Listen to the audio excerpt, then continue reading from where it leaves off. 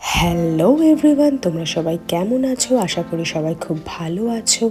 একটা রবিবার শিয়ালদা থেকে গেদি লোকাল ধরে আমি চলে গেছিলাম রানাঘাট জংশনে।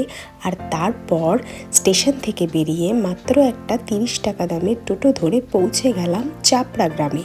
চাপড়া হলো রানাঘাটে অবস্থিত একটি ফুলের গ্রাম, যেখানে মাইলের পর মাইল জমি জুড়ে প্রচুর পরিমাণে ফুলের চাষ হয়। যতদূর চোখ যায় তোমরা দেখতে পাবে দিগন্ত বিস্তৃত বিভিন্ন ধরনের ফুল। তাই এত রকম ফুল একসাথে দেখার জন্য একটা শীতের সকালে তো বেরিয়ে পড়তেই হবে। সব আলসেমি ভুলে তোমাদের চলে আসতে হবে রানাঘাটে আর এই চাপড়া গ্রামে। মাথার রিং বা টিয়ারা গুলো তোমরা 30 থেকে 40 টাকার মধ্যে পেয়ে যাবে। গোলাপ পেয়ে যাবে মাত্র 5 টাকায়, আর রজনীগন্ধা আর অন্যান্য ফুল মাত্র 2 থেকে 3 টাকায় পেয়ে যাবে। এখানে বিভিন্ন ধরনের সবজি চাষও হয়, যেমন কাঁচা টমেটো, ওলকপি, গাজর, বিনস ও নানা ধরনের সবজি।